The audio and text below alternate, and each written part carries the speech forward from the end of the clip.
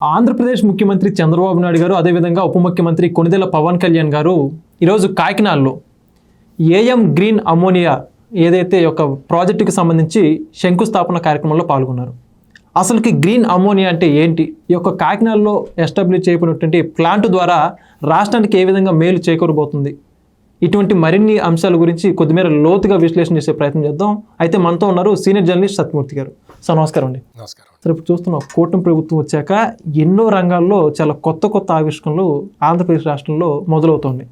ఉదాహరణకు చూసుకుంటే quantum valley, మరో పక్క చూసుకుంటేనేమో గూగుల్ డేటా సెంటర్ లాంటివి ఇప్పటివరకు ప్రజలు కన్నీ విరిగిన రీతిలో ఇవన్నీ కూడా స్టార్ట్ అవబోతున్నాయి. ఇప్పుడు తాజాగా చూసుకుంటేనేమో కాకినాడలో గ్రీన్ అమోనియా ప్లాంట్ అని చెప్పేసి చెప్పుకుంటూ వస్తున్నారు. ఈరోజు ఆ శంకుస్థాపన కార్యక్రమంలో ముఖ్యమంత్రి గారు, ఉప ముఖ్యమంత్రి గారు పాల్గొన్నారు. అసలు గ్రీన్ అమోనియా అంటే ఏంటండి, దీనివల్ల మన రాష్ట్రానికి ఆర్థికంగా కానీ ఏ రకంగా మేలు చేకూరుతుంది అంటారు? ఇది ఒక రాష్ట్రానికే కాదు, ఓకే, మన దేశానికే మేలు చేసే ప్రాజెక్టు. మన దేశానికే కాదు, ప్రపంచానికి మేలు చేసే ప్రాజెక్ట్. ఇప్పుడు మనకి ఈ కర్బన ఉద్గారాలు ఇవన్నీ పెరిగిపోతూ ఉండటం వల్ల వాతావరణంలో మార్పులు చాలా వేగంగా వస్తూ ఉన్నాయి. అందుకని ఈ కర్బన ఉద్గారాలని తగ్గించాల్సిన అవసరం ఉంది ప్రపంచంలో. అట్లా అని మనం కొన్ని పరిశ్రమల్ని పెట్టడం కానీ వీటిని మనం ఆపలేం. సో ప్రకృతికి సహకరించే విధంగా ప్రాజెక్టులు డిజైన్ చేసుకోవాలి. అందులో ప్రధానమైనది ఇది గ్రీన్ అమోనియా. గ్రీన్ అమోనియా అనేది మనకి అంటే భవిష్యత్తులో ఇంధన అవసరాలని తీర్చేది గ్రీన్ అమోనియా. అంటే ఒక ఇంధనం అంటే రాబోయే రోజుల్లో మన చాలా అవసరాలని తీర్చేది గ్రీన్ అమోనియా. ఉదాహరణకి మన రైతులు యూరియా వాడకుండా ఏ పంట పండించలేరు. వాళ్ళు సహజంగానే యూరియా వాడతారు. యూరియా కానీ, నైట్రోజన్ బేస్డ్ ఎరువులు కానీ, నత్రజని బేస్డ్ ఎరువులు వాడుతూ ఉంటారు. ఓకే, ఇవి వాడటం వల్ల ఏమవుతుంది అంటే వాటి మీద కొంత అంటే పండిన పంట మీద కొంత రెసిడ్యూ కనపడుతూ ఉంటుంది, వాటి అవశేషాలు కనపడుతూ ఉంటాయి. ఇప్పుడు ఏంటి అంటే ఈ గ్రీన్ అమోనియా ద్వారా యూరియా ఉత్పత్తి చేయొచ్చు, నత్రజని బేస్డ్ ఎరువులన్నీ కూడా తయారు చేస్తారు. ఇవి వాడటం వల్ల ఏంటి అంటే గ్రీన్ అమోనియాతో యూరియా తయారు చేస్తే ఈ పంటలు పండించే విధానంలో ఈ కర్బన రసాయనాలు కనపడవు పంటల మీద. ఇది జరగబోతుంది. ఇది ఎట్లా జరుగుతుంది అంటే గ్రీన్ అమోనియా అనేది దాన్ని సృష్టించటమే ఇందులో జరగబోతున్న అద్భుతం. మామూలుగా అమోనియా తయారు చేయటానికి రసాయనాలు ఉపయోగించి తయారు చేసుకుంటాం. ఈ గ్రీన్ అమోనియా అంటే ఏంటి అంటే జలాల నుంచి అంటే నీటి నుంచి హైడ్రోజన్ని, వాతావరణం నుంచి నైట్రోజన్ని తీసుకొని వాటిని కలపటం ద్వారా ఈ అమోనియా తయారవుతుంది. ఈ అమోనియా అంటే ఎక్కడా కూడా పర్యావరణానికి విఘాతం కలిగించకుండా, కెమికల్స్ వాడకుండా ప్రకృతి సిద్ధంగా తయారు చేసే అమోనియా కాబట్టి దీన్ని గ్రీన్ అమోనియా అన్నారు. ఈ గ్రీన్ అమోనియాని ఎరువులు తయారు చేసుకోవచ్చు. యూరియా ప్లస్ నత్రజని ఆధార బేస్డ్ ఫర్టిలైజర్స్ తయారు చేసుకోవచ్చు. వీటితోటి కోల్డ్ స్టోరేజీలు, వాటిలో రిఫ్రిజరేషన్కి వాడే ఇంధనాన్ని దీని నుంచే తయారు చేసుకోవచ్చు. ప్లస్ పాలిస్టర్ బట్టల్ని దీంతో తయారు చేసుకోవచ్చు, బట్టలు కూడా. ఓకే, ఫార్మా ఇండస్ట్రీలో ఈ అమోనియా వాడే చాలా వాటిని న్యూట్రలైజ్ చేయడానికి అమోనియా వాడతారు. సో ఫార్మాస్యూటికల్ ఇండస్ట్రీలో ఉంటుంది. ఇవి కాకుండా నౌకాయానానికి అంటే ఓడలు వెళ్ళటానికి వాటికి సంబంధించిన ఇంధనాన్ని కూడా దీంతో తయారు చేస్తారు. చాలా ఉపయోగాలు ఉన్నాయి. అందుకనే మనం అమోనియా లేకుండా మనం జీవితాన్ని కొనసాగించడం కష్టం. ఆ అమోనియా దాన్ని తయారు చేయాలి అంటే ప్రకృతిని ధ్వంసం చేయాల్సి ఉంటుంది. అట్లా ప్రకృతిని ధ్వంసం చెయ్యకుండా అమోనియా తయారు చేసుకోవాల్సిన అవసరం ప్రపంచం మొత్తం గుర్తించింది, కానీ ఎవరు చేయలేకపోతున్నారు. అంటే చేస్తున్నారు కొన్ని దేశాలు, సౌదీ అరేబియాలో ఒక చోట తయారు చేస్తూ ఉన్నారు. ఇట్లా కొన్ని ఏరియాల్లో తయారు చేస్తూ ఉన్నారు. వాటి అన్నిటికన్నా కూడా 1.5 మిలియన్ టన్నుల కెపాసిటీ తోటి ఫస్ట్ టైం ఇన్ ఇండియా మనం స్టార్ట్ చేయబోతున్నాం అది ఆంధ్రప్రదేశ్లో కాకినాడ తీరంలో మనం తయారు చేస్తూ ఉన్నాం. అక్కడ నాగార్జున ఫర్టిలైజర్స్ ప్లాంట్ ఆల్రెడీ ఉన్నది, అది మూతపడిపోయి చాలా కాలం అయింది. దాన్ని మనం దీనికోసం అని చెప్పి కన్వర్ట్ చేస్తూ ఉన్నాం. అందుకని ఏంటి అంటే మీకు ఆల్రెడీ డిఫంక్ట్ అయిపోయి మూలబడిపోయి ఉన్న ప్లాంట్ని దీనికోసం వాడుతూ మనం దీని ద్వారా గ్రీన్ అమోనియా తయారు చేస్తాం. ఈ గ్రీన్ అమోనియా తయారు చేసే క్రమంలో ఎక్కువ కరెంటు కావాల్సి వస్తుంది, ఎక్కువ వాటర్ కావాల్సి వస్తుంది. మరి ఇవి ఎక్కడి నుంచి ఇవ్వాలి? ఇవి ఎక్కడి నుంచి ఇవ్వాలి అంటే కరెంటుని మొత్తం సూర్యరశ్మి ద్వారా, పవన విద్యుత్తు, సూర్యరశ్మి, పంపుడ్ ఎనర్జీ ద్వారా వీళ్ళు తయారు చేసుకొని, అంటే అవి కూడా సహజ సిద్ధంగానే తయారవుతాయి కదా. సూర్యరశ్మి ద్వారా తయారయ్యే గ్రీన్ పవర్, ఇవన్నీ గ్రీన్ పవర్ అంటారు.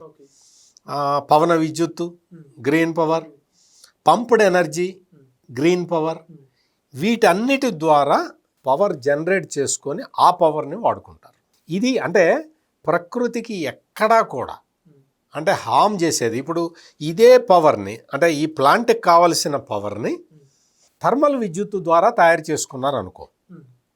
థర్మల్ అంటే బొగ్గు, ఆ బొగ్గు ద్వారా వచ్చే బయటికి విడుదలయ్యే కార్బన్ డయాక్సైడ్ ఇవన్నీ ఉంటాయి కదా. ఈ కార్బన్ ఉద్గారాలు ఇవేవి లేకుండా క్లీన్ ఎనర్జీ తోటి గ్రీన్ అమోనియా తయారు చేసుకుంటారు. ఇది ఈ ప్లాంట్ విశిష్టత. ఇది మొత్తం ఎక్కడ ప్రపంచంలో ఇది ఒక నెంబర్ 1 అవుతుంది. అంటే ఇప్పటి వరకు జరుగుతున్న ఈ పరిణామాలన్నీ చూస్తే ఇప్పటికీ 90,000 కోట్ల రూపాయల పెట్టుబడితోటి వస్తూ ఉన్నది. ఒక 10,000 మందికి ఎంప్లాయ్మెంట్ క్రియేట్ అవుతుంది. అది స్థానికులుగా ఆంధ్రప్రదేశ్ వాసులకి ఇది బాగా ఉపయోగపడే ప్రాజెక్టు. దీని నుంచి ఏంటంటే గ్రీన్ అమోనియాని చాలా దేశాలకి ఎగుమతి చేస్తారు. అక్కడి నుంచే షిప్పుల్లో లోడ్ చేసి కంటైనర్ల ద్వారా ఈ గ్రీన్ అమోనియాని ఎక్స్పోర్ట్ చేస్తారు. ఇది చాలా దేశాలకి ఎక్స్పోర్ట్ చేయబోతూ కాకినాడ కేంద్రంగా. అంటే ఏంటి, ఎంప్లాయ్మెంట్ మనకు వస్తుంది, ఆదాయం మన దేశానికి వస్తుంది, ప్రపంచం మొత్తానికి గ్రీన్ అమోనియాని మనం సరఫరా చేస్తాం. అంటే ఇంత హై కెపాసిటీ తోటి గ్రీన్ అమోనియా తయారు చేసే ప్లాంట్ మన దేశంలో ఇదే మొదటిది. ప్రపంచంలో కూడా ఇప్పటికీ ఒక 5-6 దేశాల్లో ఉంది. ఆస్ట్రేలియా, వీటిలో జపాన్, వాటిట్లో ఉన్నాయి. కానీ సౌదీ అరేబియాలో వాళ్ళకన్నా కూడా మనం ఎక్కువ కెపాసిటీ తోటి స్టార్ట్ అవుతూ ఉన్నాం. సో ఇంత ఉత్పత్తి సామర్థ్యం ఎక్కడ లేదంటారు ప్రపంచంలో, ఎక్కడా లేదు. అందుకని ఈ గ్రీన్ అమోనియా మీరు జాగ్రత్తగా గమనిస్తే, మనం ఎప్పుడైతే మన కేంద్ర ప్రభుత్వం ఈ గ్రీన్ అమోనియా వైపు ఆలోచిస్తున్నది, గ్రీన్ ఎనర్జీ వైపు ఆలోచిస్తున్నది అన్న ఒక ఆలోచన బయటికి రాగానే చంద్రబాబు నాయుడు వెంటనే దానికి సంబంధించిన విధి విధానాలని ఖరారు చేసేసి, అయ్యా మాకు ఇవ్వండి మేము పెడతాం అని చెప్పి కేంద్ర ప్రభుత్వాన్ని అప్రోచ్ కావటం, కేంద్రం వెంటనే శాంక్షన్. వాళ్ళు కూడా వెయిట్ చేస్తూ ఉన్నారు. ఇందాక మీరు ఇంట్రడక్షన్లో చెప్పారు కదా క్వాంటమ్ వ్యాలీ గురించి. క్వాంటమ్ వ్యాలీ గురించి చాలా రోజుల నుంచి దేశం వెయిట్ చేస్తూ ఉన్నది, ఎక్కడ పెట్టాలో తెలియక. క్వాంటమ్ మిషన్ మొత్తం కూడా నేను పెడతానండి నాకు ఇవ్వండి అని చెప్పి చంద్రబాబు నాయుడు వెళ్తే క్వాంటమ్ వ్యాలీ ఇచ్చేశారు. అంటే మనం టెక్నాలజికల్గా మనం అడ్వాన్స్ అయ్యే పరిస్థితుల్లో చంద్రబాబు నాయుడు మొదటి నుంచి కూడా అదే చెప్తూ ఉన్నాడు. మన దేశానికి ఏది అవసరమో అది నేను పెడతాను అని చెప్తూ ఉన్నాడు. మీకు డేటా సెంటర్లు, ఏఐ డేటా సెంటర్, మనకి అది $15 బిలియన్ తోటి వచ్చిన మొట్టమొదటి విదేశీ పెట్టుబడి, FDI, ఫారెన్ డైరెక్ట్ ఇన్వెస్ట్మెంట్. ఇంత పెద్ద మొత్తంలో ఇప్పటివరకు ఇండియాలో ఎక్కడా రాలేదు. సో మనకి ఏంటి అంటే దాన్ని తీసుకొచ్చారు, గూగుల్ ఏ డేటా సెంటర్. ఇప్పుడు గ్రీన్ అమోనియా ప్లాంట్ తీసుకొచ్చారు. సో దీన్ని కమిషన్ చేస్తున్నారు, మొత్తం మెషినరీ అంతా కూడా. అక్కడ దాన్ని ఉన్న మెషినరీని కన్వర్ట్ చేసుకోవాలి. చేసుకున్న తర్వాత దశల వారీగా ఇది ఉత్పత్తి ప్రారంభిస్తుంది. ఉత్పత్తి ప్రారంభిస్తే సహజంగా మనం అమోనియాని తయారు చేసుకుంటాం. అమోనియా అనేది మన పారిశ్రామికంగా మనకి చాలా అవసరము.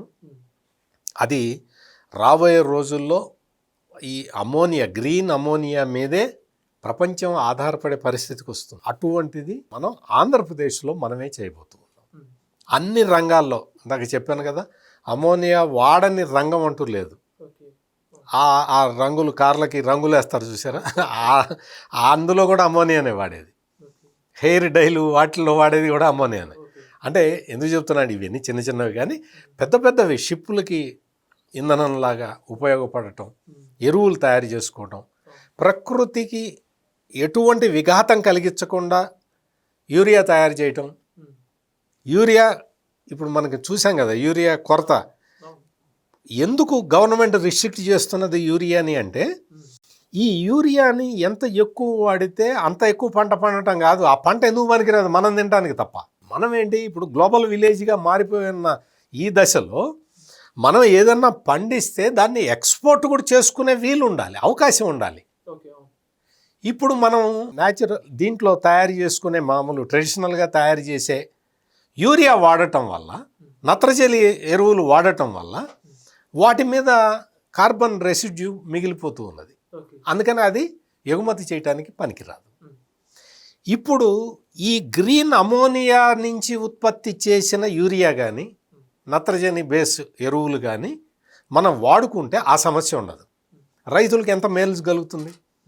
కేవలం మన దేశం రైతులు, మన రాష్ట్రం, మన దేశం రైతులకే కాదు, మనం ప్రపంచం మొత్తం గ్రీన్ అమోనియాని మనం ఈ కాకినాడ కేంద్రంగా ఎక్స్పోర్ట్ చేయబోతూ ఉన్నాము. దీనికి మీకు గుర్తుండే ఉంటుంది, చంద్రబాబు నాయుడు దీని మీద ఒక విధాన పత్రాన్ని ఇచ్చాడు. నేను గ్రీన్ అమోనియా తయారు చేస్తాను. గ్రీన్ అమోనియా తయారు చేయటం అనేది కాస్ట్ ఎఫెక్టివ్నెస్ లేదు, అందుకనే చాలా దేశాలు దీన్ని అనుకొని వెనక్కి వెళ్ళిపోతాం. మనం ఏంటంటే మనం గ్రీన్ అమోనియాని ప్రొడ్యూస్ చేయటానికి లాజిస్టిక్ ఖర్చు తగ్గిద్దాము. అంటే లాజిస్టిక్ ఖర్చు అంటే దాని వేర్ హౌసింగు, దాని ట్రాన్స్పోర్టేషను, ఈ ఖర్చులు తగ్గించుకుంటే ఇది ప్రాఫిటబుల్ అవుతుంది అన్న ఒక సిద్ధాంతాన్ని పెట్టుకొని చంద్రబాబు నాయుడు ఈ ఐడియాలన్నీ కేంద్ర ప్రభుత్వానికి చెప్పడం ద్వారా ఈ ప్రాజెక్టు మనకు వచ్చింది. అంటే లాజిస్టిక్ ఖర్చులు తగ్గించుకుంటాను, మీరు అందుకని నాకు ఈ ప్రాజెక్ట్ ఇవ్వండి, ఈ ప్రాజెక్ట్ ఇవ్వటం వల్ల మన దేశానికి ఇంత మేలు జరుగుతుంది అని ఆయన చెప్పడం ద్వారా ఈ ప్రాజెక్టు ఆంధ్రప్రదేశ్కి వచ్చింది. అంటే ఇన్ని రకాల మల్టిపుల్ బెనిఫిట్స్ ఉన్నాయి. దీన్ని ఈ గ్రీన్ అమోనియా అనేది రాబోయే భవిష్యత్తు కాలానికి సంబంధించిన ఒక ఇంధనం కాబట్టి ఇటువంటి ప్రయత్నాన్ని చేసిన మనం రాష్ట్ర ప్రభుత్వాన్ని, ముఖ్యంగా చంద్రబాబు నాయుడిని అభినందించక తప్పదు. నిజంగా సార్, గ్రీన్ అమోనియా ఉపయోగాల గురించి, రాష్ట్రంలో దాని ఆవశ్యకత గురించి చాలా చక్కగా చెప్పారు. Thank you. నమస్కారం. Please subscribe to Leo News for more videos.